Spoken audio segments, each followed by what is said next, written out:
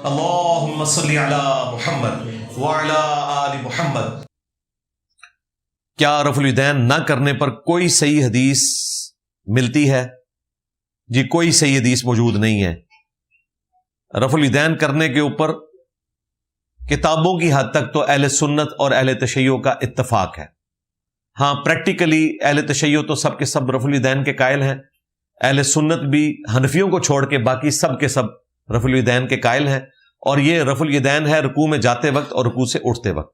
پہلا رفع الیدین تو سارے ہی کرتے ہیں، اور ظلم یہ کرتے ہیں کہ وہ احادیث جو تکبیرات سے متعلق تھیں ان سے رفع الیدین کو ختم کرنے کی کوشش کرتے ہیں۔ ہمارے جو ایکس ٹیچر ہیں ڈاکٹر طاہر القادری صاحب حفظہ اللہ تعالی، انہوں نے منہاج السوی کتاب لکھی، اس میں ترک رفع الیدین کے اوپر پتہ ہے کون سی روایت لے کے آئے؟ بخاری مسلم کی، جس کا رفع الیدین سے کوئی لینا دینا ہی نہیں تھا، ہیڈنگ کے اوپر بنائی ہوئی ہے رفع الیدین نہ کرنے کا بیان، اور حدیث نیچے لے کے آئے ہیں۔ حضرت ابو ہریرہ رضی اللہ تعالیٰ عنہ کہتے ہیں میں تم سب سے زیادہ رسول اللہ کی نماز سے واقف ہوں۔ رسول اللہ صلی اللہ علیہ وآلہ وسلم جب نماز شروع کرتے تو اللہ اکبر کہتے، رکوع میں جاتے تو اللہ اکبر کہتے، رکوع سے سر اٹھاتے تو سمیع اللہ لمن حمدہ ربنا لک الحمد کہتے، سجدے میں جاتے تو اللہ اکبر کہتے، سجدے سے سر اٹھاتے تو اللہ اکبر کہتے، اور 4 رکعتوں میں کل 22 دفعہ اللہ اکبر کہتے، اور نبی اسلام اپنی وفات تک اسی طریقے سے نماز پڑھتے رہے۔ اور طاہر القادری صاحب کہہ رہے ہیں اس سے ثابت ہوا کہ رفع الیدین منسوخ ہے۔ کیوں؟ وہ کہتے ہیں اس میں رفع الیدین کا ذکر ہی کوئی نہیں ہے، اس میں تو واضح ہے کہ اللہ اکبر کہتے، اگر رفع الیدین ہوتا تو ساتھ حضرت ابو ہریرہ یہ بتا بھی رہے ہوتے، لیکن ڈاکٹر صاحب یہ بھول گئے کہ اس میں پہلے رفع الیدین کا بھی ذکر کوئی نہیں، لو سامو، تو وہ بھی فارغ ہو گیا پھر۔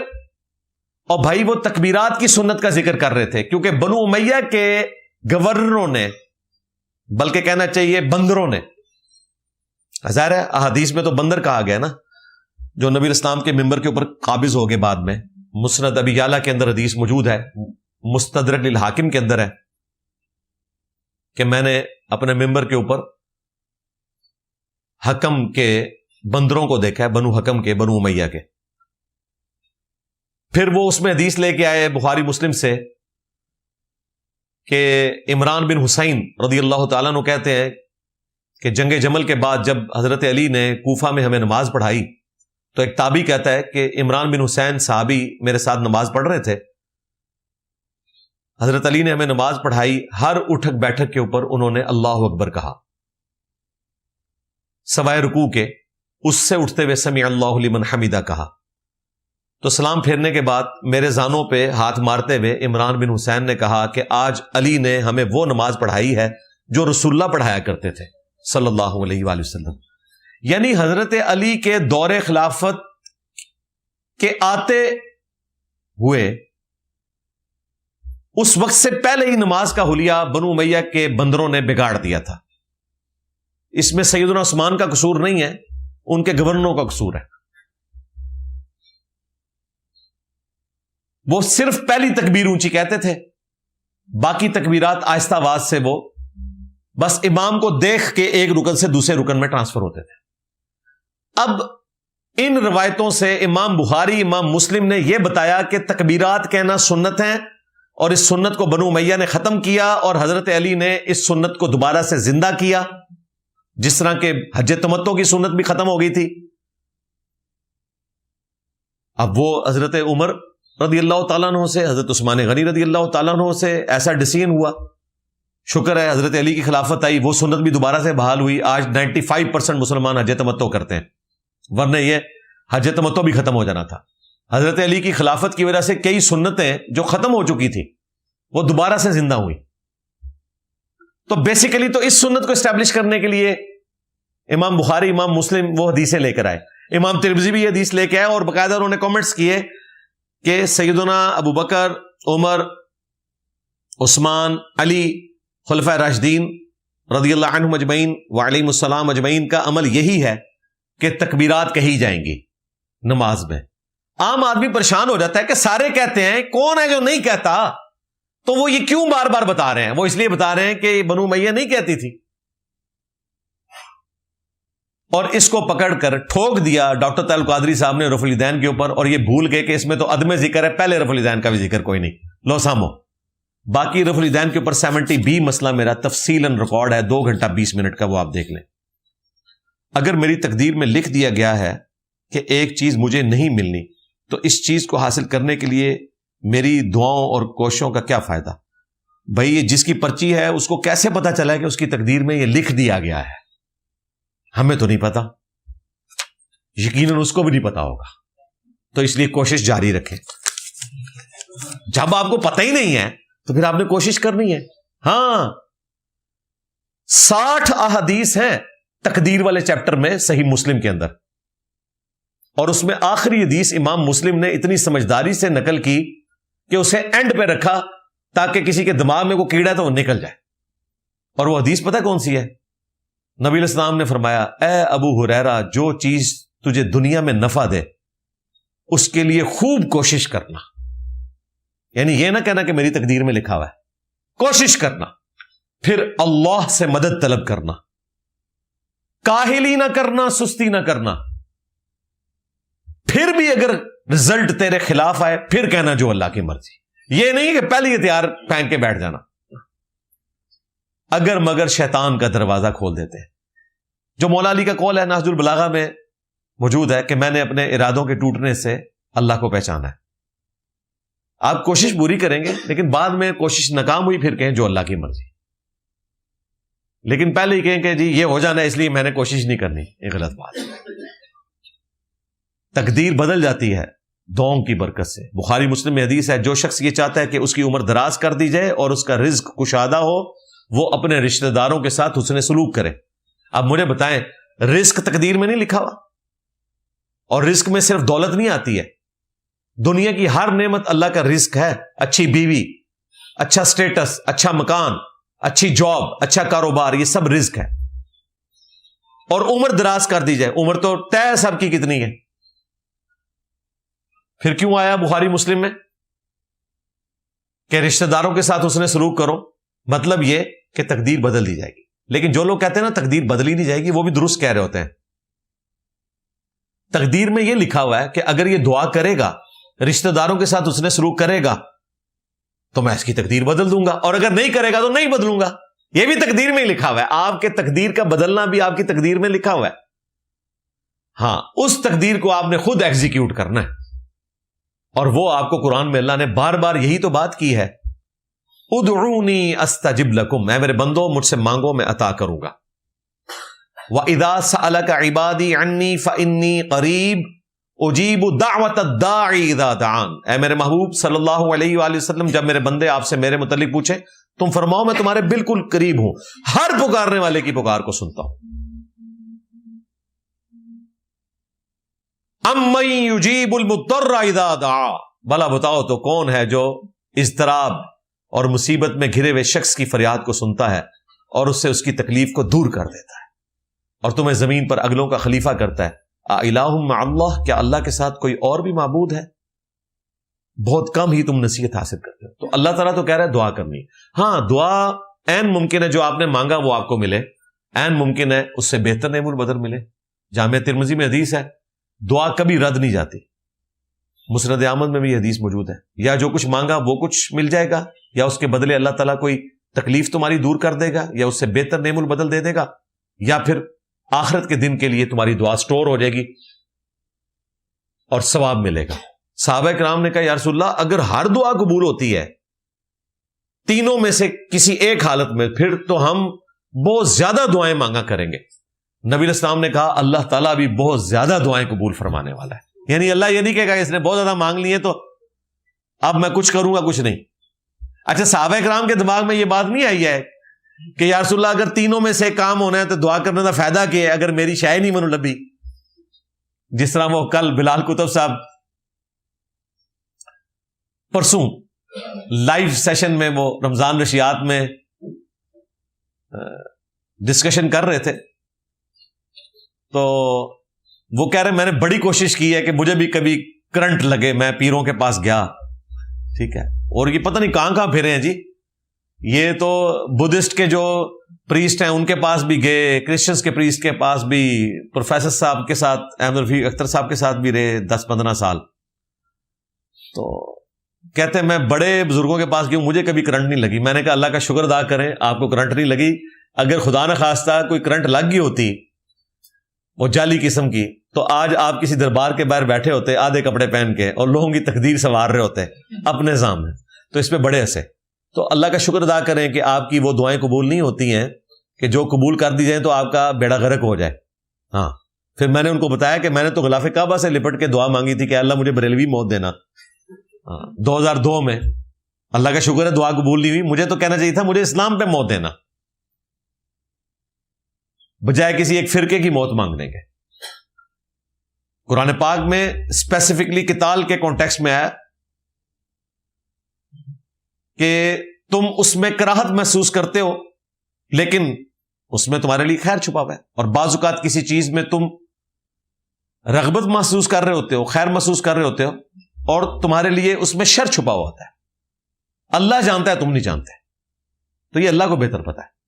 جامع ترمذی میں حدیث ہے, جو شخص یہ چاہتا ہے کہ مصیبت اور پریشانی میں اللہ اس کی دعا سنے, اسے چاہیے کہ جب وہ آسودہ حال ہو تب بھی اللہ سے دعائیں مانگا کرے. صرف مصیبت میں نہیں, عام حالت میں بھی مانگا کرے.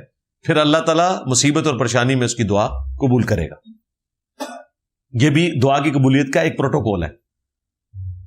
جامع ترمذی میں حدیث ہے, جو اللہ کا ذکر اور دروشی پڑھ کے اللہ کی طرف متوجہ ہوتا ہے اللہ تعالیٰ اسے محروم نہیں لوٹاتا.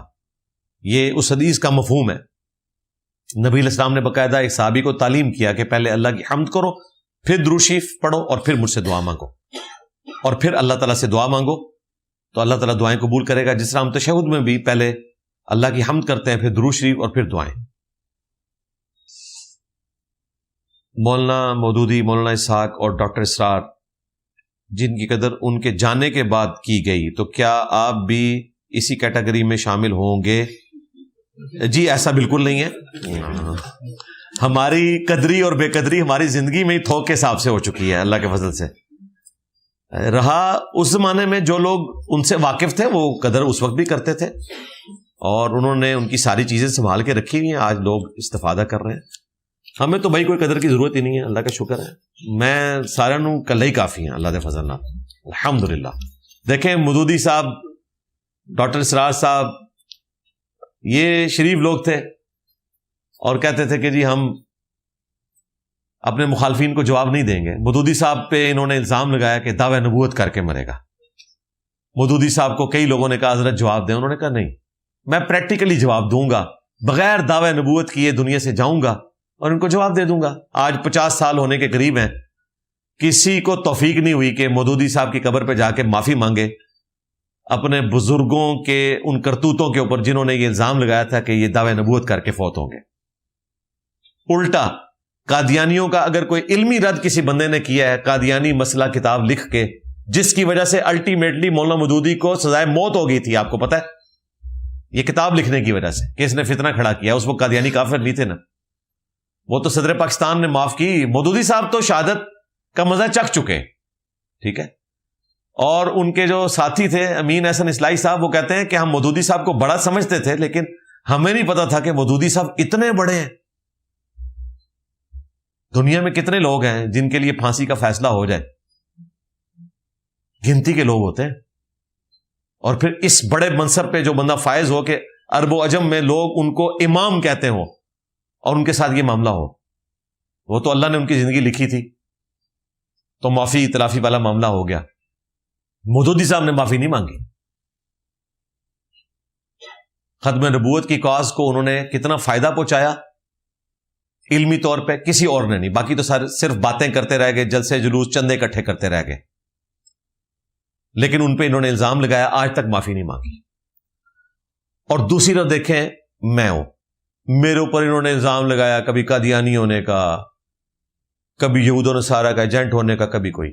تو انہوں نے سمجھا تھا یہ مودودی ہے, میں پڑ کے رکھ چھڑے, اگلے پچھلے نہیں چھڑے. میرے نبی سا ہے ہی کوئی نہیں, تیرے بابے تے شاہی کوئی نہیں. او میں کہ نسوئے تو ہے چشتی رسول اللہ پارٹی, تھانوی رسول اللہ پارٹی, شبلی رسول اللہ پارٹی, انج دبک دے میرے کو.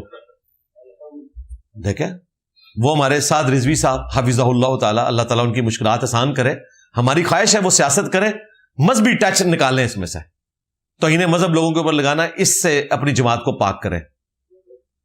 تو انہوں نے یوں تھاپڑا مار کے کہا تھا اس کو میرے سامنے بٹھا دو.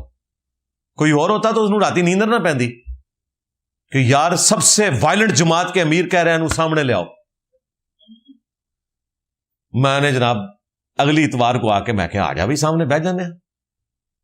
اس نے کچھ دنوں کے بعد کہا کہ نہیں وہ اپنا کام کریں, ہم اپنا کام کرتے ہیں. ٹھیک ہے, تو اللہ کا شکر. اور میں نے پھر اس کو پازیٹو لیا, میں نے اس کے بعد ان کا شکریہ ادا کیا کہ ٹھیک ہے سیز فائر ہو چکا. تو بھائی ہم اپنی زندگی میں جو فتنے کھڑے ہوئے ہیں ان کو دبا کے جا رہے ہیں, بلکہ کوئی انہوں نے بعد میں بھی کھڑے کرنے اس کا بھی جواب ریکارڈ کروا دیا. مجھے بتائیں, میں نے اپنی لائف سٹوری جو آلموسٹ 3-3.5 گھنٹے کی ریکارڈ کروائی ہے پبلک سیشن نمبر 100, اس میں نے اپنی زندگی سے متعلق ہر چیز بیان کر دی ہوئی ہے کھلی کتاب کی طرح. اپنے ایسٹس تک ڈکلیئر کر دیے, اپنے جاب کے معاملات ڈکلیئر کر دیے, دعوت کے حوالے سے ہر چیز ڈکلیئر کر دی, اسی لیے کہ کوئی اس میں لچ فرائی نہ کرے. ساتھ ساتھ جو لچ فرائی کرتے ہیں دیکھیں کتنا ذلیل ہوتے ہیں. پچھلے دنوں ایک سیاسی جماعت نے حرکت کی, پتہ نہیں لگتا ہے کہ ان کی کوئی علمی موت بھی میرے ہاتھوں ہی لکھی ہوئی تھی. ایک حرکت کی ذلیل ہوئے, دوسری دفعہ کی پھر ذلیل ہوئے, تیسری دفعہ کی پھر ذلیل ہوئے, اب یہ چوتھی دفعہ یہ کی انہوں نے ایران کے جنگ کے حوالے سے. آج میں نے اس کے لیے بھی میمز کا مٹیریل پرووائڈ کر دی ہے, لو سامو. تو ساتھ ساتھ اللہ کے فضل سے میں تبھی صاف کر رہا ہوں, مجھے کوئی کسی سے بھیک نہیں مانگنی کہ لوگ قدر کریں, نہیں. اللہ کا شکر ہے کہ سچائی کی آواز بلند کرتے جائیں گے انشاءاللہ. آپ کہتے ہیں کہ جس نے مولا علی پر لعنت کی یا کروائی اس پر تمام لعنت کرنے والوں کی لعنت, تو یہ کہنا ٹھیک ہے؟ تو آپ کیا کہتے ہیں اس میں رحمت ہونی چاہیے؟ جس کی پرچی ہے اس کا کیا خیال ہے کہ جو حضرت علی پہ لعنت کرے یا کروائے اس پہ اللہ کی رحمت ہونی چاہیے؟ کھلوے نا 295 ایل واما ہوتے تھے. میرا خیال ہے جواب کافی ہے. یہ صرف حضرت ابو بکر, عمر اور عثمان کی گستاخی کرنے کے اوپر ہی 295 اے لگتی ہے. 295 اے ان لوگوں پہ نہیں لگنی چاہیے جنہوں نے حضرت علی کی توہین کی ہے. چلیں ان کو آپ صحابی مان لیں, باقی تو صرف صحابی ہے نا. حضرت علی تو اہل البیت میں سے بھی ہیں اور صحابی بھی ہیں. چلیں ان کو اہل البیت والا آپ ٹائٹل سائڈ پہ رکھ دیں, اس سے آپ چڑھتے ہیں, حالانکہ اہل البیت والا ٹائٹل اونچا ہے. صحابی تو سارے ہی ہیں, اہل البیت تو گنتی کے لوگ ہیں. صحیح بخاری میں حضرت ابو بکر کا قول ہے, محمد کے قرب کو ان کے اہل البیت کے قرب میں تلاش کرو. یعنی حضرت ابو بکر یہ کہہ رہے ہیں کہ اگر آپ نے رسول اللہ کی محبت حاصل کرنی ہے تو اہل بیت کے قرب میں اس کو تلاش کریں. حضرت ابو بکر کو ابھی رسول اللہ کا قرب چاہیے اہل بیت کی وجہ سے. اور اس حدیث کو, حضرت ابو بکر کی حدیث موقوف کو امام بخاری حسن و حسین کے چیپٹر میں لے کے آئے ہیں. ہاں, یہ بتانے کے لیے کہ اہل سنت جو ہے وہ ناسبی نہیں ہے. تمام مسلمان ایک جسم کی مانند ہیں. کیا پاکستانی فوج کو اسرائیل کے خلاف جنگ نہیں کرنی چاہیے اور ایران کی مدد نہیں کرنی چاہیے؟ یہ تو ایران سے پوچھے نا کہ ایران کی مدد کون کر رہا ہے. 2025 میں کس نے مدد کی, 2026 میں کس نے مدد کی؟ ہاں,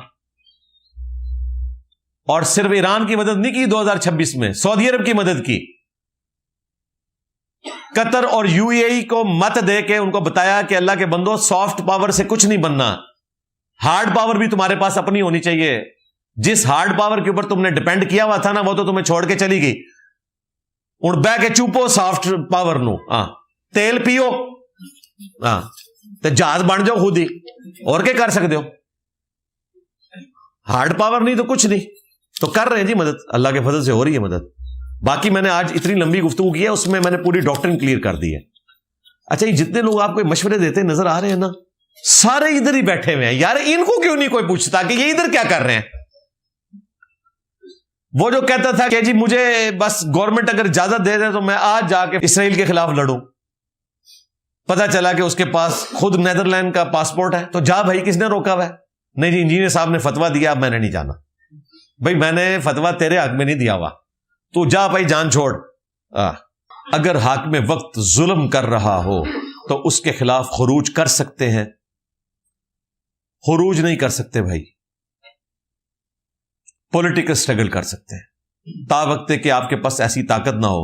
اور یہ بات بھی میں کر رہا ہوں صدیوں پرانی. آج کے دور میں ایسا نہیں ہے. اب دنیا کی ڈائنامکس بدل چکی ہے. Post world war 2 nation states ہیں جس میں حکومتیں بدلتی رہتی ہیں, ریاست اپنی جگہ پہ رہتی ہے. پہلے جس کی حکومت ہوتی تھی اسی کی ریاست ہوتی تھی. آج ریاست اتنی طاقتور ہے کہ حکومت بدلتی ہے تو جس کی پہلے حکومت ہوتی ہے اس کو ریاست جیل میں ڈال دیتی ہے. دیکھا ہے ریاست کتنی طاقتور ہے. اس وقت جو جیل میں ہے, جب ان کی حکومت آئی تھی تو ریاست ان کے پاس تھی, اور جو پرانی حکومت تھی ان کو پکڑ کے جیل میں ڈال دیا. اب پرانے آئے ہیں تو ریاست نے ان کو پکڑ کے جیل میں ڈال دیا. تو ریاست اپنی جگہ قائم ہے. آج پرائم منسٹر بدل جائے, آرمی چیف بدل جائے, آپ کے پنجاب پولیس کا چیف بدل جائے, ریاست اپنی جگہ پہ موجود ہے. تو یہ پوسٹ ورلڈ وار 2 جو نیشن سٹیٹس ہیں اس میں ایسا نہیں ہوتا. اگلے زمانوں میں بادشاہ کو قتل کرتے تھے, اسی تخت پہ جا کے بیٹھ جاتے تھے. بادشاہ کی فوج میں سے اکثر لوگ بیعت کر لیتے تھے. عوام تو ویسے ہی آپ کو پتا لائی لگ ہوتے ہیں, وہ کہتے تھے ٹھیک ہے اب آپ ہمارے ذل الہی ہیں. اب ایسا نہیں ہوتا. تو اب حکمرانوں کے خلاف اگر آپ خروج کریں گے تو اس کا اینڈ رزلٹ یہ نکلے گا, خود بھی ذلیل ہوں گے, اپنے گھر والوں کو بھی ذلیل کروائیں گے, اور انقلاب تو بڑھ جائے گا. وہ آپ نے دیکھ لیا ہے. اور آرمڈ کنفلکٹ کریں گے تو گورنمنٹ پھر آپ کو آڑے ہاتھوں لے گی. آپ کو پتا ہے ہماری اس وقت کی جو ریاست ہے اس نے تو امریکہ سے BLA کو, TTP کو دہشت گرد ڈکلیئر کروا لیا ہے. اب کوئی لحاظ نہیں انہوں نے کرنا. پہلے تھوڑا بہت لحاظ کرتے تھے, وہ لحاظ بھی ختم ہو چکا. اسی لیے آپ دیکھ رہے ہیں سیدھا گولیاں ماری جا رہی ہیں. دہشت گرد ڈکلیئر کروا لیا ہے. بالکل ٹھیک کروایا ہے, ظاہر ہے انہوں نے آرمڈ کنفلکٹ کیا ہے. تو میں نے آپ کو بتایا کہ ورلڈ وار 2 کے بعد کبھی کوئی اس طرح کی تحریک کامیاب نہیں ہوئی, نہ یہ پاسبل ہے. تامل ٹائگرز سری لنکا کے خلاف لڑتے رہے, اتنے لوگ مرے, اینڈ رزلٹ زیرو. خالستان کی تحریک سکھوں کی ہزاروں قربانیاں دی انہوں نے, and result zero. Jammu Kashmir کی تحریک لاکھوں لوگوں نے قربانیاں دی, اینڈ رزلٹ زیرو. اب یہ BLA جو کچھ کر رہی ہے بلوچستان میں ہو رہا ہے, اتنے عرصے سے ہو رہا ہے, اینڈ رزلٹ زیرو. یہی ہوگا کیونکہ فوجیں ہیں, ریاستیں ہیں, عدلیہ ہے, پارلیمنٹ ہے. آپ دیکھیں ایک پرائم منسٹر کو 2017 میں عدالتی فیصلے سے فارغ کیا گیا, لیکن حکومت اس کی ختم نہیں ہوئی کیونکہ 5 سال باقی تھے. اسی جماعت کا ایک اور بندہ پرائم منسٹر بن گیا. اس کے بعد ایک دوسرے پرائم منسٹر کو عدم اعتماد کے ذریعے فارغ کیا گیا. اگر ان کو بھی کسی اور کیس میں فارغ کیا جاتا تو ان کی حکومت ختم نہیں ہونی تھی, صرف پرائم منسٹر جانا تھا. یہ ہے نیو ورلڈ آرڈر جس کے تحت دنیا چل رہی ہے. لہذا یہ سارے جذباتی جملے ہیں اور کسی کے ہتھے نہیں چڑھنا, نہ کسی مذہبی جماعت کے, نہ سیاسی جماعت کے. اپنا بھی بیڑا غرق کروائیں گے, آپ کا بھی بیڑا غرق کروائیں گے, اور اینڈ پہ سارے معافیا مانگ رہے ہوں گے. دیکھ لیں جی کہاں سے انقلاب سے بات شروع ہوئی تھی اور اب بات اس پہ ختم ہوئی ہے کہ چلو یار ملاقات کروا دو. یہ ہوتا ہے اینڈ پہ. آرمڈ کنفلکٹ کرنے کے نقصانات ہوتے ہیں. آپ دیکھ لیں, میں اندر تھا, کوئی ایک گملہ بھی نہیں ٹوٹا, کوئی ایک روڈ بلاک نہیں ہوئی, کہیں پہ چاکنگ نہیں کی, سوشل میڈیا پہ آواز بلند کی. حالانکہ کچھ لوگوں نے اکسایا تھا ہمارے ٹیم ممبرز کو. مجھے اندر اطلاع جب ملی تو میں نے اپنے جو وکیل تھے حافظ طاہر یوبی صاحب, ان کو میں نے پھر باقاعدہ ملاقات کے اوپر لیٹر لکھ کے دیا کہ یہ بالکل کوئی حرکت نہیں کرنی.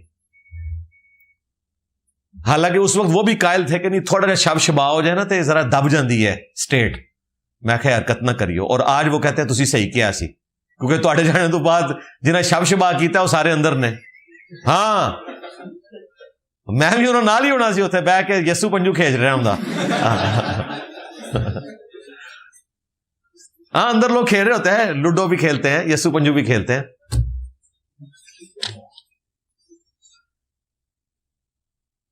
اگر اللہ تعالیٰ بہت زیادہ رحم کرنے والا ہے تو جہنم ہمیشہ کے لیے کیوں ہے؟ اس لیے کہ جرم ہی بہت بڑا ہے بھائی. شرک جرم اتنا بڑا ہے کہ اس کی سزا کم از کم جہنم ہونی چاہیے. خدا ہی کو نہ پہچانا, اپنے کریٹر ہی کو نہ پہچانا, ویئر ڈڈ گاڈ کم فرام. وہ آپ ذرا ویڈیو دیکھیں پھر آپ کو پتا چلے کہ خدا کو پہچاننا کیوں ضروری ہے. اور اگر دنیا میں کوئی ٹروتھ انسان سے چھپا نہیں رہنا چاہیے تو وہ ایک ہی ہے, وہ خدا کو پہچاننا. عقیدہ توحید. کیا ہر مسلمان سے آخرت میں جہاد کا سوال کیا جائے گا یا صرف فوجیوں کا معاملہ ہے؟ نہیں, سب سے ہوگا انشاءاللہ, اور ہم پاس ہوں گے انشاءاللہ. بالکل ہماری فوج گواہی دے گی کہ جی انجینئر صاحب کی ریٹائرمنٹ کے بعد بھی وہ ٹیکس جمع کرواتے تھے. اللہ کا شکر ہے. میں آپ کو بتاؤں, وہ لوگ جو لوگوں کو ٹیکس کے اوپر ابھارتے رہے نا, ان کا ٹیکس بھی میرے سے کم آج کی ڈیٹ میں بھی کم ہے, اور مکان ان کے سینکڑوں کنال کے اوپر ہے. اتنی بڑی بڑی جائیدادیں, باتیں صرف سنیں. تو ہم ٹیکس کے ذریعے سپورٹ کر رہے ہیں, یہی کرنا ہے نا. فوج کی تنخواہیں کہاں سے آ رہی ہیں؟ ہمارے ٹیکسز سے. پولیس کی تنخواہیں, جوڈیشری کی.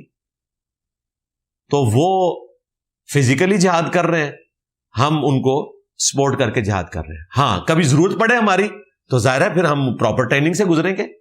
یہ تو نہیں اب کہ اب 48 سال کی عمر میں انہوں نے مجھے بھرتی کرنا ہے اور ساری ٹریننگ سے گزارنا ہے تو پھر میں جا کے آگے لڑنا ہے. ظاہر ہے میں تو اس لیول پہ نہیں ہوں. اس کے لیے تو ظاہر ہے ایک ینگ ایج سے بندے کو بھرتی کیا جاتا ہے, اسے ساری ٹریننگ سے گزارا جاتا ہے, اس کا جسم اس طریقے سے بنایا جاتا ہے. اب باقی کو مشورہ لینا ہے تو وہ ہم مفت کے مشورے دیتے رہتے ہیں ساروں کو اللہ کے فضل سے. کرنٹ افیئر کے اندر وہ دیتے رہیں گے. اسلامک بینکنگ میں کائبر ریٹ کا اطلاق جائز ہے یا نہیں؟ اور بھائی یہی تو ایک کانٹا ہے جو پھنسا ہوا ہے.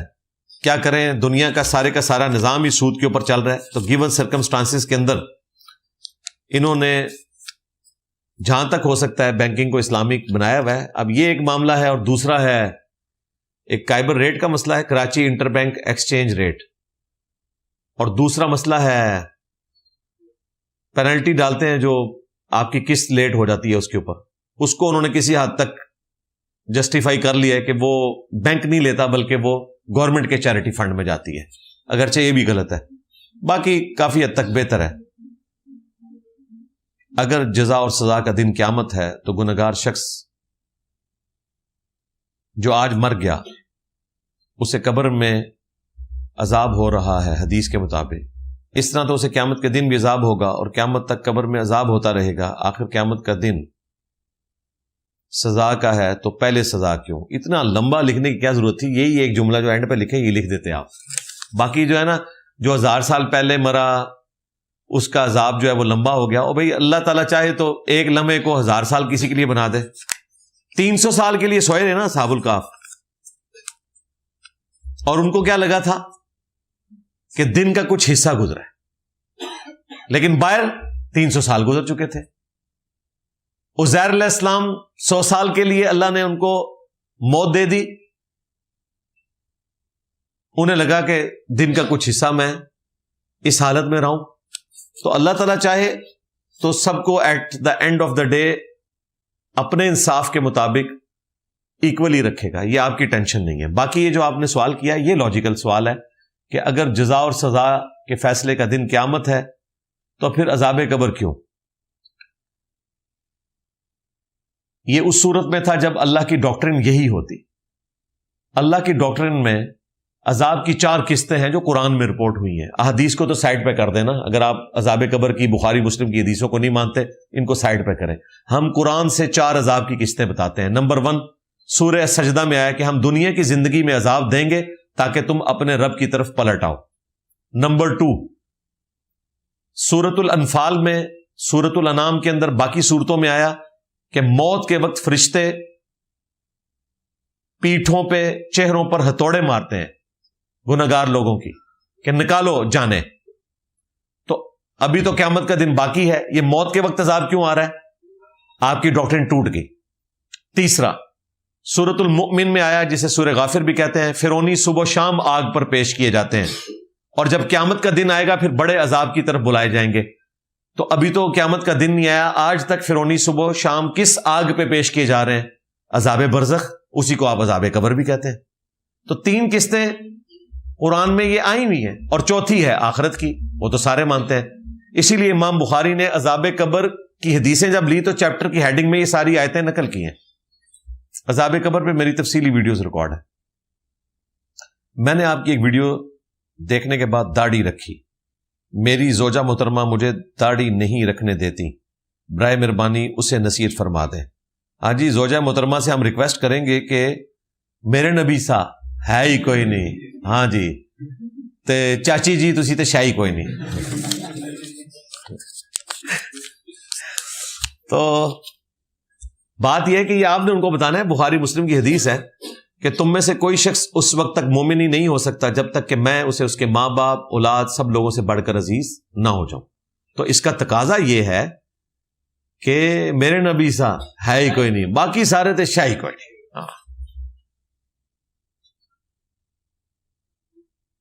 لڑکی گھر والوں سے چھپ کر نکاح کرے تو ہو جائے گا؟ جی نہیں ہوگا اگر وہ کنواری ہے تو. وہ سنن ابن ماجہ میں حدیث ہے کہ بغیر ولی کی اجازت کے جو نکاح کرے عورت تو اس کا نکاح باطل ہے. البتہ صحیح مسلم میں حدیث ہے جو عورت ازدواجی زندگی گزار چکی ہے, مطلقہ ہے یا بیوہ ہے, وہ اپنے ولی سے زیادہ حقدار ہے کہ وہ اپنا نکاح کرے. تو اگر اس طرح کا کوئی نکاح کرنا ہے تو بھائی مہربانی کریں, اجازت لے لیں. اور دوسرا مجھے بتائیں, اس طرح کی کوئی لڑکی بھاگ کے آپ کے پاس آ گئی ہے, آپ نے شادی کر لی ہے یا بھگا کے آپ لے آئے, بیچاری نے کہاں سے بھاگنا تھا, کل کو آپ کی آپس میں کوئی لڑائی ہو جاتی ہے تو اس بیچاری کا کیا بنے گا؟ اس لڑکی کو آپ نے بتا دینا ہے کہ کل کو اگر کوئی ایسا مسئلہ ہو تو پھر تو اپنے ماں باپ کے پاس کیسے جائے گی, تو مہربانی کر گھر واپس ہی چلی جا. ہاں, آپ پگڑی باندھنے کا طریقہ ویڈیو میں ریکارڈ کروا دیں. کوئی ضرورت نہیں ہے جی, اتنی ویڈیوز ریکارڈ کروائی ہوئی ہیں دعوت اسلامی والوں نے, اور ظاہر ہے ہم نے انہی سے سیکھا ہوا ہے. تو آپ وہ ویڈیو دیکھ لیں, اسی طریقے سے باندھتے ہیں وہ کٹ والی پگڑی. مسلمانوں پر بڑا مشکل وقت ہے. اکثر مساجد میں ایران کے مسلمانوں کے لیے دعائے کلمات تک نہیں کہے جاتے. نہیں, اب تو تبدیلی آئی ہوئی ہے. برائے کرم اس سلسلے میں اپیل کر دیں, ایران والے بھی مسلم بھائی ہیں. جی الحمدللہ, ہم نے تو آج اپیل سے بھی اگلی بات کر دی ہوئی ہے اللہ کے فضل سے. ذخیرہ اندوزی کے بارے میں, جو لوگ گودام میں موجود ہوتا ہے, جب گورنمنٹ کی طرف سے نئی قیمت لاگو ہوتی ہے تو ہم ذخیرہ شدہ مال کی قیمت بڑھا سکتے ہیں, رہنمائی فرمائیں.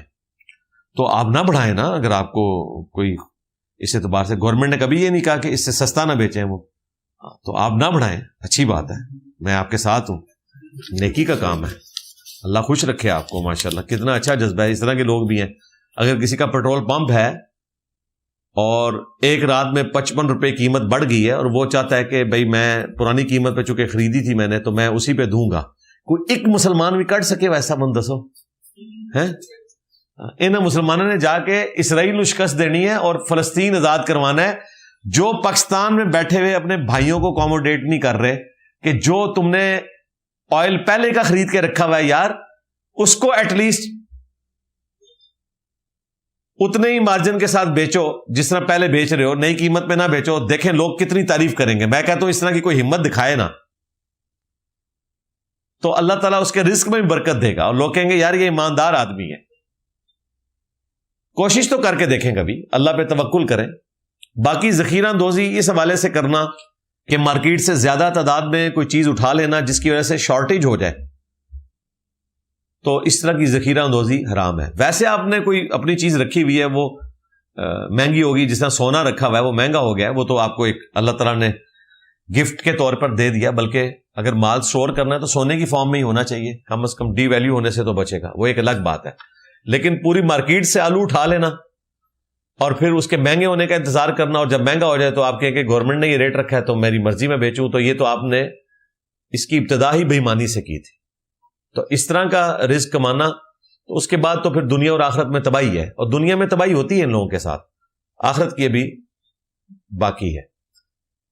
میں پہلے سے شادی شدہ ہوں, اللہ خیر کرے. جو اس طرح سٹارٹ کر رہا ہے میں پہلے سے شادی شدہ ہوں, مطلب یہ ہے کہ کچھ کر لگا ہوں. بیوی کے سارے اخراجات پورے کرتا ہوں, لیکن میں دوسری شادی کے لیے خواہش مند ہوں. دیکھا میرا اندازہ درست نکلا. اور مجھے ڈر ہے کہ پہلی بیوی ناراض ہو جائے گی. آپ کو ڈر ہے, مجھے یقین ہے کہ اینڈ پہ ایک ہی بیوی آپ کے پاس رہ جائے گی. ہاں تو مہربانی کریں, ایک رکھنی ہے تو دونوں میں سے کوئی ایک رکھ لیں. میرا بھی یہی مشورہ ہے. شکر ہے انہوں نے یہ نہیں لکھ دیا کہ آپ میری پہلی بیوی کو راضی کریں کہ مجھے دوسری شادی کرنے کی اجازت دے دیں. بھئی اس سے اجازت لینے کی ضرورت کوئی نہیں ہے. یہ پاکستان کے قانون میں چکے ہے تو وہ اس وجہ سے کرنا پڑتا ہے, شرعی طور پہ نہیں ہے. لیکن اسے بتانا ضروری ہے. آپ چوری چھپے دوسری شادی نہیں کر سکتے, کیونکہ نکاح اعلانیہ ہوتا ہے اور بدکاری چھپا کے ہوتی ہے. تو آپ بے شک پہلی بیوی سے اجازت نہ لیں, لیکن اس کو بتا ضرور دیں تاکہ شادی والے دن وہ خود بھی پہنچ جائے وہاں پہ. مسلسل موت اور تباہی دیکھ دیکھ کر لوگ بے حس ہوتے جا رہے ہیں. آپ کے نزدیک خود کو اور دوسروں کو اس بے حسی سے بچانے کا بہترین طریقہ کیا ہے؟ بہترین طریقہ یہ ہے کہ آپ بھی اس تکلیف سے گزریں, کسی بیماری سے گزریں اور عبرت حاصل کریں. یہ آخری درجہ ہوتا ہے. آپ ڈاکٹرز کو دیکھیں, اس طرح کی تکلیفیں دیکھتے ہیں, پھر ان کی حرکتیں دیکھیں. بندہ کہتا ہے یار جو بندہ موت کو اتنے قریب سے دیکھے وہ ڈاکو ہو سکتا ہے. میں سارے ڈاکٹرز کی بات نہیں کر رہا, اچھے لوگ بھی موجود ہیں. میں جب بھی کبھی ڈاکٹرز کے بارے میں بات کرتا ہوں تو ان کو فوراً خیال آتا ہے چونکہ یہ انجینئر ہے اس لیے ڈاکٹرز کے خلاف بول رہا ہے. حالانکہ بالکل ہمارے وہم و گمان میں ایسی کوئی بات نہیں ہوتی ہے. یہ لوگوں کا سمجھنا ہے کہ ڈاکٹرز اور انجینئرز کے اندر کوئی اس طرح کی جیلسی آپس میں پائی جاتی ہے ایک دوسرے کے لیے. شوق سے لوگ رکھتے ہیں. میں نے شوق سے انجینئر رکھی, حالانکہ میرے گھر والوں کا شوق یہ تھا کہ میں ڈاکٹر بنوں, لیکن مجھے شوق نہیں تھا. میں نے لڑ کے اپنے گھر والوں سے, وہ آج تک میرے والد صاحب کو کبھی غصہ آئے تو مجھے یاد کرواتے ہیں, تو اپنی مرضی نہ لیف ایسی رکھے سی. میں جی بالکل انج ڈاکٹر ہوں تو میں مولویوں تے مسلط ہوں, اور تو میں ڈاکٹر بھی ہاں, انجینئر بھی ہاں, سرجن بھی ہاں. ہاں سیدھا چیرا میرے نبی سا ہے ہی کوئی نہیں, تیرے بھابے تے شے ہی کوئی نہیں. روحانی آپریشن بھی کرتا ہوں اس رڈز کے ذریعے. آپ کو نہیں لگتا کہ آج دین میں جتنے بھی اختلافات ہیں حدیث کی وجہ سے ہیں, ضعیف روایتوں کی وجہ سے؟ ہدایت کا سرچشمہ تو قرآن ہے, تو کیا احادیث کی حفاظت کا ذمہ ہونا چاہیے تھا یا نہیں؟ دیکھیں ہماری آزمائش ہے. ہمیں تو لگتا ہے کہ شیطان نہ ہوتا تو ہم سارے جنتی ہی ہوتے کنفرم, لیکن یہ اللہ کے ڈیوائن پلان کا حصہ ہے کہ شیطان ہماری آزمائش ہے, نفس کی خواہشات ہماری آزمائش ہے. اسی طریقے سے احادیث میں صحیح اور ضعیف کا فرق یہ بھی امت کی ایک آزمائش ہے. احادیث کو تو سائڈ پہ کریں, قرآن تو صحیح ہے نا سارے کا سارا. پہلے صفحے کا ٹیسٹ امت نہیں پاس کر رہی. ایاک نعبد و ایاک نستعین. ترجمہ اعلیٰ حضرت نے بھی یہی کیا ہے, اے اللہ تجھی کو پوجیں, تجھی سے مدد چاہیں. اور جب پوچھا گیا کہ آپ پہ جب مصیبت آتی ہے تو کیا کرتے ہیں, تو جواب دیا کہ مجھ پہ جب بھی مصیبت اور پریشانی آئے میں نے تو ایک ہی در مضبوطی سے پکڑا ہوا ہے, میں یا غوث اعظم دستگیر کہتا ہوں. ترجمہ کیتے آجے ایاک نعبد و ایاک نستعین کا کہ اللہ تجھی کو پوجیں, تجھی سے دعا کریں, تجھی سے مدد چاہیں. ظاہر ہے یہ وہ والی مدد ہے, یہ امی سے روٹی مانگنے والی مدد نہیں ہے. امی سے روٹی مانگنا جائز ہے, وتعاونوا علی البر والتقوی ولا تعاونوا علی الاثم والعدوان, یہ دعا والی مدد ہے. تو آپ کیا کہیں گے قرآن کی وجہ سے اختلاف آیا ہوا ہے؟ نہیں, قرآن کو نہ ماننے کی وجہ سے اختلاف آیا ہوا ہے, احادیث کو بھی نہ ماننے کی وجہ سے اختلاف آیا ہوا ہے. اختلاف تو اپنی جگہ رہنا ہے, کیونکہ شیطان اور رحمان کے راستے پیرل میں رہنے. میت کا کھانا حرام ہے یا حلال قرآن و سنت کی روشنی میں؟ قرآن و سنت میں تو یہ ہے کہ 3 دن چولہا نہیں جلے گا, اور قریبی لوگوں کا, رشتہ داروں کا کام ہے کہ اس گھر کو سپورٹ کریں گے اس حوالے سے. باقی یہ کہنا کہ میت کا کھانا حرام ہے, وہ حرام تو نہیں ہے. ظاہر ہے اب اگر کسی کے رشتہ دار دوسرے شہر سے آ گئے ہیں اور اس کے پاس ٹھہرے ہوئے ہیں تو وہ خود نہ بھی پکائے, بازار سے تو اس کو لانا ہی پڑے گا, وہ مسئلہ نہیں ہے. مسئلہ یہ ہے کہ جو اسپیشلی اناؤنسمنٹ کرتے ہیں نا کہ جی جو بھی جنازہ پڑھنے آئے ہیں وہ کھانا کھا کے جائیں, یہ کام غلط ہے. جو جنازہ پڑھنے آئے ہیں ان کو آپ کھلانا چاہتے ہیں, بہت اچھی بات ہے, صرف ان کو کھلائیں نا جو بیچارے دوسرے شہروں سے آئے ہوئے ہیں. جو اپنے گھروں سے آئے ہیں وہ کھانے کے لیے کیوں آئے؟ اب تو 40ویں کے باقاعدہ کارڈ بھی چھپتے ہیں, تو یہ 40ویں تیجے تو ویسے ہی غلط ہیں. اس سالے ثواب کرنا ہے تو ویسے کریں آپ. اگر بزنس میں کچھ مال میرا ہے، کچھ مال میرے دوستوں نے مجھے انویسٹمنٹ کے طور پر دے رکھا ہے اور پروفٹ 50% کرتے ہیں، تو زکوٰۃ پر ہر ایک اپنے سرمایے پر دے گا؟ جی ایسے ہی ہوگا جی، اپنے سرمایے پہ جو آپ نے اکویٹی اپنی لگائی ہوئی ہے، ہر کوئی اپنا ذمہ دار ہے۔ اور زکوٰۃ کس مال پر ادا کرنی ہوگی؟ جو آپ کے پاس مال تجارت رکھا ہوا ہے بیچنے کی غرض سے، اگر میڈیکل سٹور ہے تو جتنے کی ادویات رکھی ہوئی ہیں، اور اس میں بھی جو ان ادویات کی قیمت خرید ہے اس کے مطابق آپ کریں۔ فروخت تو ظاہر آپ پروفٹ رکھ کے کریں گے نا، تو خرید والی پہ کر لیں، وہ آپ نے انویسٹمنٹ کی ہوئی ہے۔ باقی جو ریک کی قیمت ہے یا ہوٹل کے اوپر برتنوں کی قیمت ہے یا کوئی گاڑی رکھی ہوئی ہے ڈیلیوری کے لیے، اس کی قیمت ہے، اس پہ زکوٰۃ نہیں ہے۔ زکوٰۃ صرف مال تجارت پہ ہے جو بیچنے کی غرض سے۔ جی سال کا گزرنا ضروری ہے، یہ تو پوچھنے والی بات ہی نہیں، یہ تو انڈرسٹوڈ ہے۔ ہاں، سال کے دوران جو چیزیں ایڈ ہوتی جائیں گی ان پہ سال گزرنا ضروری نہیں ہے، ورنہ تو آپ کیلکولیشن کے لیے سافٹ ویئر بنانا پڑ جائے گا۔ اسی لیے امت نے اجماع کیا ہوا ہے کہ ہر سال جو آپ کے ساتھ چیز ایڈ ہوگی نا، جس دن آپ اپنی زکوٰۃ کیلکولیٹ کرتے ہیں نا، اس دن آپ کے پاس جو سرمایہ ایسٹس کی فارم میں، اس پہ آپ نے زکوٰۃ دینی ہے، بھلے وہ 1 مہینہ پہلے ایڈ ہوا ہو۔ یہ نہیں کہنا کہ اس پہ تو مہینہ ایڈ ہوا ہے، ابھی تو اس پہ 11 مہینے اور گزارنے ہیں، یہ کام نہیں ہوگا اس وقت۔ اور اگر اسی وقت آپ مہینہ پہلے خرچ کر چکے ہیں تو اس کی زکوٰۃ کوئی نہیں ہے، وہ بھی تو ہے نا۔ پھر زکوٰۃ کے اوپر تفصیلی میری ویڈیو ریکارڈ ہے، زکوٰۃ کے 70 فقہی احکام و مسائل۔ شیعہ کی حدیث کی کتابوں کو کبھی کیوں آن نہیں کیا، حالانکہ امام جعفر علیہ السلام کی حدیث بھی کتابوں میں موجود ہے؟ جو آن کریں جی، ہم تو دونوں کتابوں کو مانتے ہیں، عقیدے قرآن سے لیتے ہیں، اور سب سے بڑی چیز نماز ہے، الحمدللہ وہ دونوں کتابوں میں ایک طرح ہی لکھی ہوئی ہے، الحمدللہ ہم مانتے ہیں۔ باجماعت نماز میں امام کے پیچھے دوسری رکعت میں ملنے پر کیا تیسری رکعت میں امام کو فالو کرتے ہوئے رفع دین کریں گے یا اپنی تیسری کا انتظار کریں گے؟ نہیں جی، امام کو فالو کریں گے آپ۔ امام اس کو جو رفع دین کر رہا ہے، جو نہیں کر رہا پھر آپ جو مرضی کریں، لیکن جو رفع دین کر رہا ہے تو آپ اس کو فالو کریں گے۔ دلیل اس کی کیا ہے؟ دلیل اس کی یہ اجتہادی مسئلہ ہے۔ ہمارے جو استاد تھے شیخ زبیر لیزئی صاحب، وہ تو یہ کہتے تھے کہ اپنی تیسری کا انتظار کریں گے، ہم ان سے ایگری نہیں کرتے۔ ہمارے دوسرے استاد مولانا اسحاق صاحب کہتے تھے کہ نہیں، آپ امام کے ساتھ کریں گے، ان کے ساتھ ہم ایگری کرتے ہیں، اور ان کی بات اس لیے درست ہے، انہوں نے خود ہی بتائی یہ لاجک، اور بڑی زبردست لاجک دی انہوں نے، کہ ہمیشہ نماز کی دوسری رکعت میں تشہد کیا جاتا ہے، پہلی رکعت میں کوئی تشہد نہیں کرتا، لیکن اگر آپ امام کے ساتھ دوسری رکعت میں شامل ہو تو آپ کی تو وہ پہلی ہوتی ہے نا، پہلی ہوتی ہے نا۔ جب امام تشہد بیٹھتا ہے تو آپ اس کے ساتھ بیٹھ نہیں جاتے، آپ یہ تو نہیں کہتے کہ نہیں میری تو پہلی ہے، میں تو کھلوڑ لگا، لو سامو، آپ فالو کر لیتے ہیں۔ یعنی اب آپ ٹرین چڑھ گئے ہیں، اب ٹرین چڑھ گئے ہیں تو اب آپ جب 2 رکعتوں کے بعد اٹھ رہے ہیں نا امام کے ساتھ، تو آپ امام کے ساتھ شامل ہوں گے، اپنی 1.5 اینٹ کی مسجد ادا نہیں بنائیں گے۔ لیکن وہ امام مسجد جو سرے سے رفع الیدین کرتے ہی نہیں ہے، وہ تو خلاف سنت جا رہے ہیں، تو آپ نے ان کی اقتداء میں رفع الیدین نہیں چھوڑنا۔ اے نہ ہے کہ تو اپنا مسئلہ کو کرنے کی کوشش کرو، جس طرح حنفی کہتے ہیں کہ جی امام کو فالو کریں، اور خود آج تک کسی حنفی، نہ امام نے نہ مقتدی نے امام کعبہ کے پیچھے رفع الیدین شروع کیا ہے، ادھر امام کو وہ نہیں فالو کرتے، خود امام کعبہ نو بھی فالو نہیں کرتے، سانو کہندے نے اے گلی محلیاں دے 25,000 تنخواہ لے اماماں نو فالو کرو۔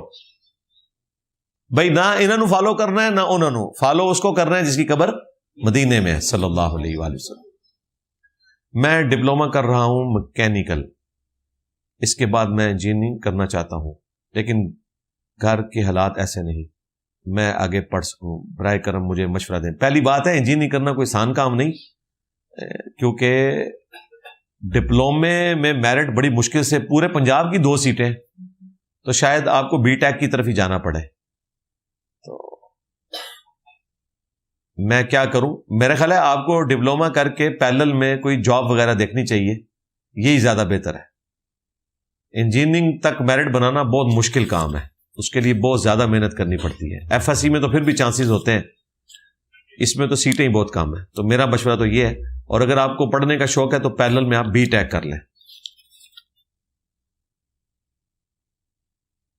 امام ترمذی نے ابن عمر کی رفع الیدین والی حدیث کے ساتھ لکھا ہے کہ صحابہ کرام بعض کا عمل تھا، جبکہ عبداللہ بن مسعود والی حدیث کے ساتھ لکھا ہے کہ بہت سے صحابہ، نہیں جی بہت سے نہیں لکھا ہوا، دیکھو نا کسی مولوی کا کلپ سن کے لکھ کے بہت سے، ایک سے زیادہ لکھا ہوا ہے، بہت سے نہیں.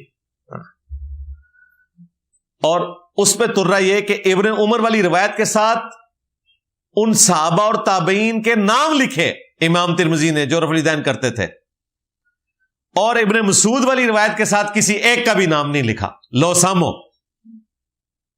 صرف لکھا ان کا قول ہے، عمل نہیں لکھا، قول. اور اس سے بھی زیادہ اہم بات، ساتھ امام ترمذی نے یہ لکھا کہ جو رفع الیدین کرتا ہے اس کی حدیث ثابت ہے، اور جو نہیں کرتا اس کی ابن مسعود والی حدیث ثابت ہی نہیں ہے. یہ بھی لکھا. کس کا قول لکھا؟ عبداللہ ابن مبارک کا. باقی 70B مسئلہ دیکھ لیں. قرآن میں اللہ تعالیٰ نے یہ کیوں نہیں فرمایا کہ جنت کو بھر دوں گا انسانوں اور جنوں سے، صرف جہنم کو کیوں کہا؟ نہیں، جنت کو بھی بھرے گا. جہنم کا ذکر کرنا اس لیے ضروری تھا، لوگوں کو ڈرانا تھا نا. قرآن کا بیسک جو ٹاپک ہے وہ انذار ہے، ڈر سنانا ہے. جنت بھی بھرے گا انشاءاللہ تعالی، لیکن یہ جہنم کا ذکر کرنا اس لیے ضروری ہوتا ہے. آپ دیکھیں، آپ کو فرض نماز کے بعد، فجر اور مغرب کے بعد دعا ملے گی 7 دفعہ، اللہم اجرنی من النار.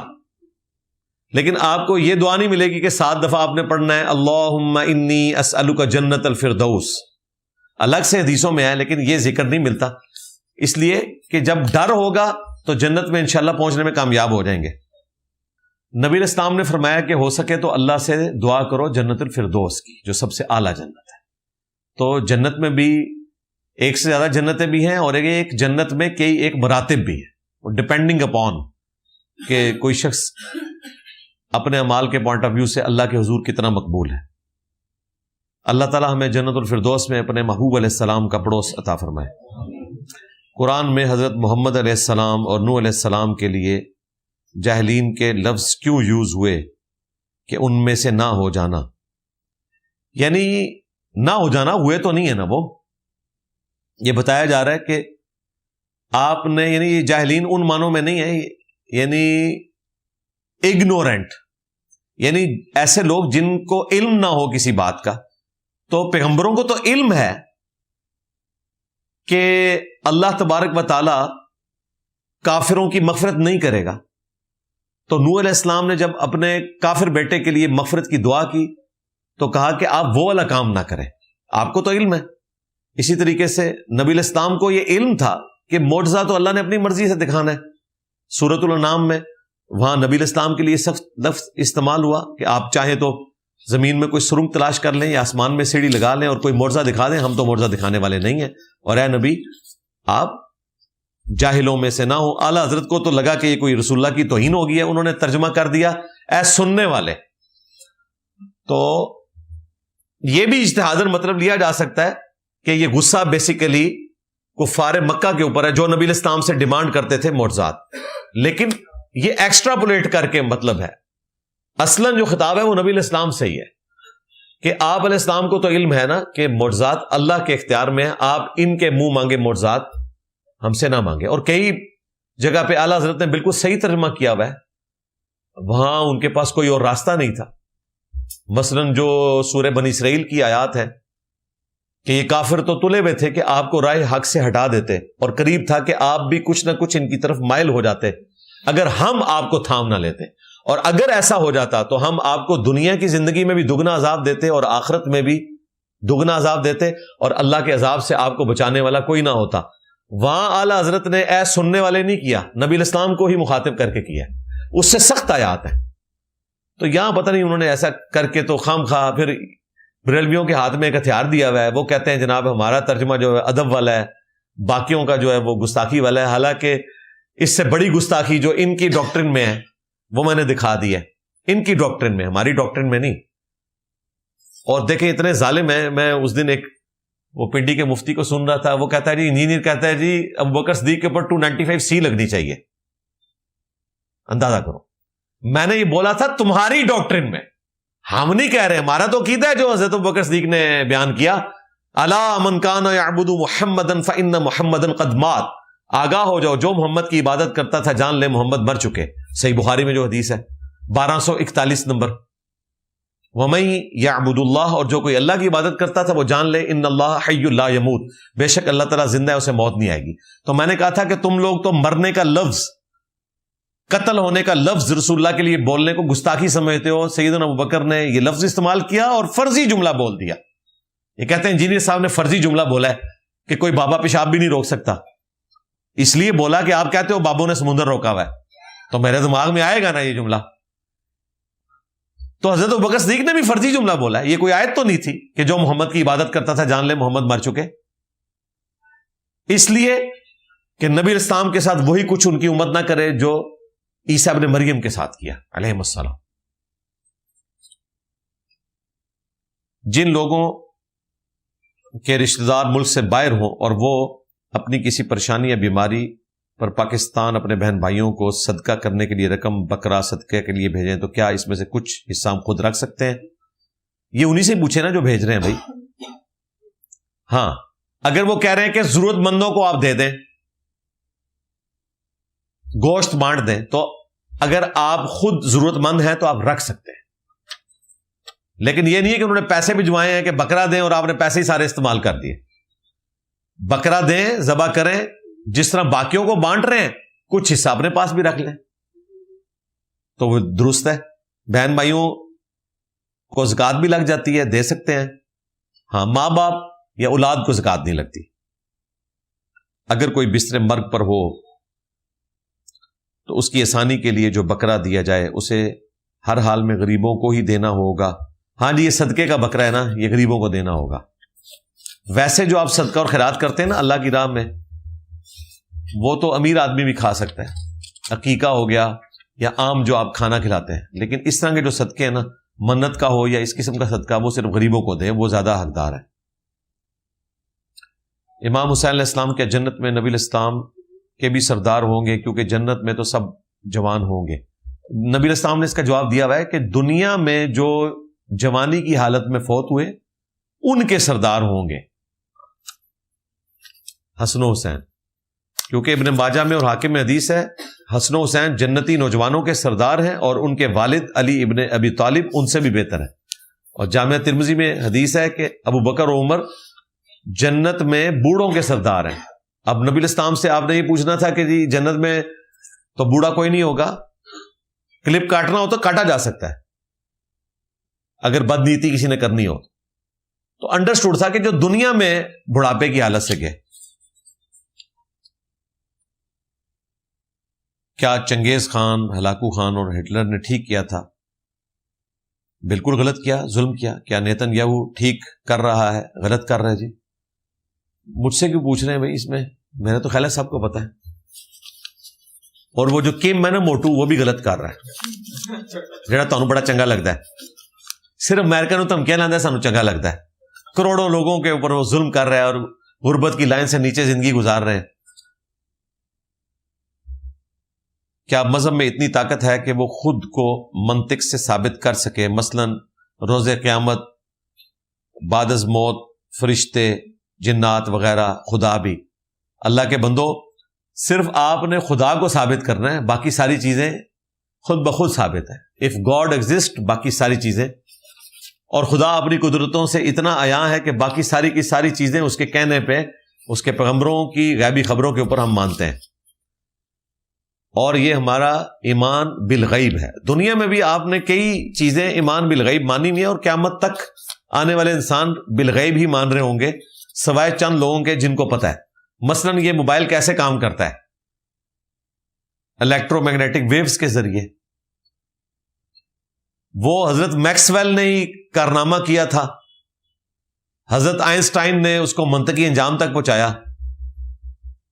اور پھر بعد میں الیکٹرانکس کی فیلڈ کے اندر اتنا انقلاب آیا، اور آج ہم پاکستان میں بیٹھ کے حرم مکہ، حرم مدینہ کی نماز ویڈیو میں دیکھ لیتے ہیں۔ یہ کسی بزرگان دین کی برکت نہیں ہے، بلکہ ان بزرگوں کی برکت ہے کہ جو ہمارے نزدیک مسلمان بھی نہیں ہیں اور اللہ نے ان سے اتنا بڑا کام لیا. تو ان چیزوں کو بھی تو بغیر دیکھے ہم مانے ہوئے نا. الیکٹرو میگنیٹک ویوز کسی نے نہیں دیکھی ہیں, اس کے باوجود اپنے ہونے کا احساس وہ دلاتی ہیں. اس طرح ایگزسٹنس آف گاڈ کے اوپر میری ویڈیو دیکھ لیں, ویئر ڈڈ گاڈ کم فرام, اور اس کے بعد سارے سوال پھر انویلڈ ہیں. خدا کا جو تکوینی پلان ہے اس میں اتنی مشکل چیزیں آلریڈی آپ مانے ہوئے ہیں. انڈے میں سے چوزے کا نکلنا, بیج میں سے 6 ارب گنا بڑا درخت بننا, یہ ہم عادی ہو چکے ہیں. ادروائز یہ جنات, قیامت اور عذاب قبر, یہ اس سے بڑی چیزیں ہیں جو ہم نے اپنے ایکسپیرینس میں خود دیکھی ہوئی ہیں اور ہم عادی ہوئے ہیں کہ لیسدار مادے میں سے اتنا پیارا چوزا بن کے نکل آتا ہے. آخری پرچی جی, پاکستان میں موجود افغان مہاجرین جو تقریباً 50-60 سال سے یہاں آباد ہیں, ان کی جائیدادیں اور کاروبار وغیرہ ان کی مجبوری کی وجہ سے کوڑیوں کے دام خرید رہے ہیں. کیا ان کی مجبوریوں سے فائدہ اٹھانا حلال ہے اور جائز ہے؟ نہیں, غلط ہے. جو قیمت ہے وہ دینی چاہیے, میں آپ کے ساتھ ہوں. باقی جن کے بڑے لیول کے کاروبار ہیں تو وہ ویزے لگوا کے دوبارہ آ گئے ہیں پاکستان, آپ بے فکر رہیں. ان کو خرچہ تو کرنا پڑ رہا ہے اور ظاہر ہے کہ تکلیف کاٹنی پڑ رہی ہے. یہ بہت پہلے ڈیسیژن ہونا چاہیے تھا.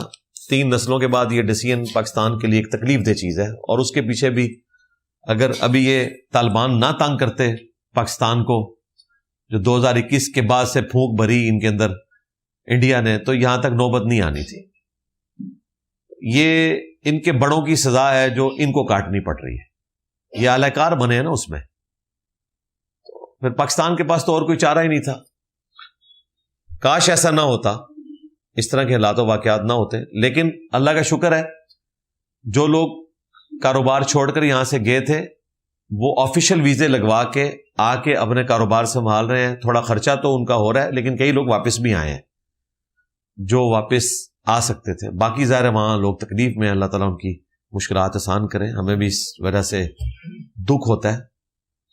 اور ظاہر ہے پاکستانی بھی تو کئی دوسرے ملکوں میں اس وقت گئے ہوئے ہیں کاروبار کے لیے. آلموسٹ 1,20,00,000 پاکستانی دوسرے ملکوں میں جاب کر رہے ہیں.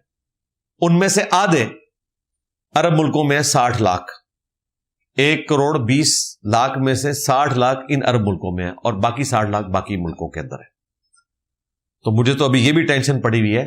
آپ تو ان 12 لاکھ افغانیوں کو رو رہے ہیں, مجھے تو ان 60 لاکھ پاکستانیوں کی فکر ہے جو سعودی عرب میں, جو اس سے 5 گنا ہے, کہ ان کا کیا بننا ہے اگر یہ معاملات آگے اسی طریقے سے چلتے رہے. تو اللہ تعالیٰ ان کے حق میں بھی بہتری کرے, جنگ جلد سے جلد رکے اور دنیا رہنے کے قابل ہو. لیں جی, یہ آپ کی ساری پرچیاں میں نے ختم کر دی. یہ کچھ پرچیاں پچھلے ویکس کی پڑی ہیں, ان کو پھر ادھر واپس میں رکھ دیتا ہوں انشاءاللہ. بعض اوقات کسی پرچی پہ میں زیادہ بول دیتا ہوں تو اس وجہ سے پھر یہ تھوڑی والی پرچیاں بھی زیادہ ہو جاتی ہیں اس حوالے سے. اینڈ پہ ہم دعا کر لیتے ہیں. کافی سارے بھائیوں نے بہنوں نے دعاؤں کے لیے کہا ہوا ہے. وسیلہ اور توسل کے طور پر دعا کرنا یہ جائز ہے.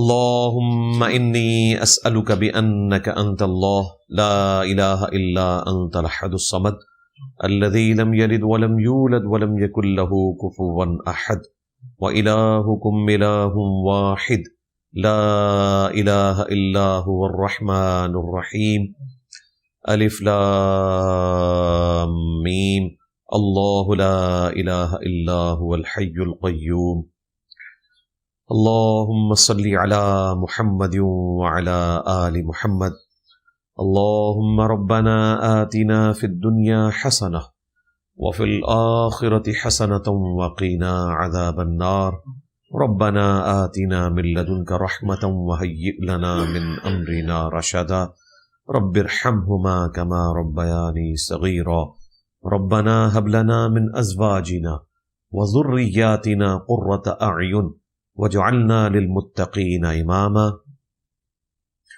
اللہم اغفر لحینا ومیتنا وشاہدنا وغائبنا وصغيرنا وكبيرنا وذكرنا وأنثانا اللهم من أحييته منا فأحيه على الإسلام ومن توفيته منا فتوفه على الإيمان۔ اے اللہ جن جن بھلائیوں کا سوال تیرے محبوب صلی اللہ علیہ وآلہ وسلم نے تجھ سے کیا، ہمارے حق میں، ہمارے ماں باپ کے حق میں، ہمارے بیوی بچوں کے حق میں، پوری امت کے حق میں قبول و منظور فرما۔ جن جن چیزوں کے شر سے تیرے محبوب علیہ السلام نے تیری پناہ طلب کی، تمام مسلمانوں کو ان چیزوں کے شر سے اپنی پناہ عطا فرما، خصوص بالخصوص فلسطین کے مسلمان، ایران کے مسلمان، عراق کے مسلمان، یمن میں، چائنا میں، کشمیر میں، جہاں کہیں کس پرسی کی زندگی گزار رہے ہیں، اے اللہ ان کی غیب سے مدد فرما، عزت و آبرو کی حفاظت فرما۔ اے اللہ امریکہ اور اسرائیل جو اسلام دشمنی پہ اترے ہوئے ہیں، اے اللہ ان کو ہدایت دے، اور اگر ان کی قسمت میں ہدایت نہیں تو اے اللہ ان کو تباہ و برباد فرما۔ اے اللہ وہاں پہ رہنے والے لوگوں کو اسلام کی دولت سے مشرف فرما۔ اے اللہ تمام مسلمانوں کی تمام نیک دلی جائز دعاؤں کو قبول فرما۔ سبحان ربک رب العزت عما یصفون وسلام علی المرسلین والحمد للہ رب العالمین، وصلی اللہ علی النبی الکریم وعلی آلہ واصحابہ اجمعین الی یوم الدین، آمین۔